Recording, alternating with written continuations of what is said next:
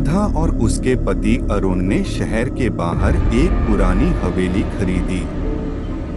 यह हवेली बहुत बड़ी और शानदार थी, लेकिन गांव के लोग कहते थे कि वह हवेली भूतिया है।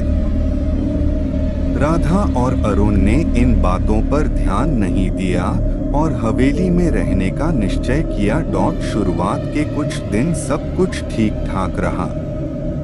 राधा ने घर को सजाने और व्यवस्थित करने में बहुत मेहनत की, लेकिन एक रात जब राधा और अरुण सो रहे थे, अचानक उन्हें घर में अजीब सी आवाजें सुनाई दी। राधा ने उठकर देखा, लेकिन कुछ भी असामान्य नहीं पाया। उन्होंने सोचा कि शायद यह उनका भ्रम है और फिर से सोने की कोशिश की। अगली रात राधा ने महसूस किया कि कमरे में कोई और भी है। उसने आंखें खोलीं और देखा कि एक छाया उसकी ओर बढ़ रही है। राधा ने डर के मारे चीख पड़ी और अरुण भी जाग गया। उन्होंने लाइट जलाई, लेकिन वहां कोई नहीं था। इस घटना ने दोनों को बहुत डरा दिया। राधा ने गांव के बुजुर्गों से इस बारे में बात की। बुजुर्गों ने बताया कि इस हवेली में एक बार एक अमीर जमींदार रहता था, जिसने अपनी पत्नी को धोखा देकर मार डाला था। उसकी आत्मा अब भी इस हवेली में भटक रही है और वह किसी को भी चैन से नहीं रहने देती। बुजुर्गों ने राधा को चेतावनी दी कि वे इस हवेली को छोड़ दें, लेकिन राधा और अरुण ने इसे चुनौती के रूप में लिया। राधा ने एक पंडित से सलाह ली और हवेली में पूजा का आयोजन किया।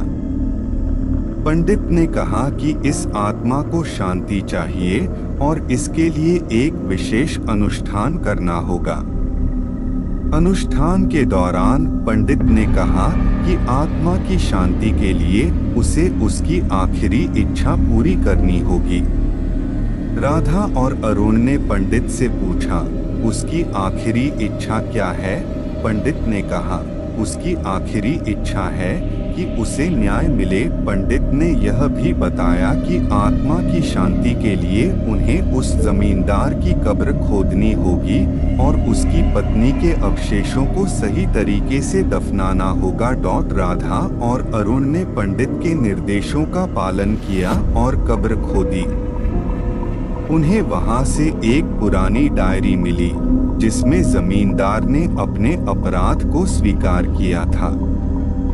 राधा और अरुण ने इस डायरी को गांव के मुखिया को सौंपा, जिसने इसे पुलिस को दिया। पुलिस ने जांच के बाद जमींदार के अपराध को सत्यापित किया और उसकी पत्नी के अवशेषों को सही तरीके से दफनाया गया। इस घटना के बाद हवेली में कोई अजीब घटना नहीं हुई।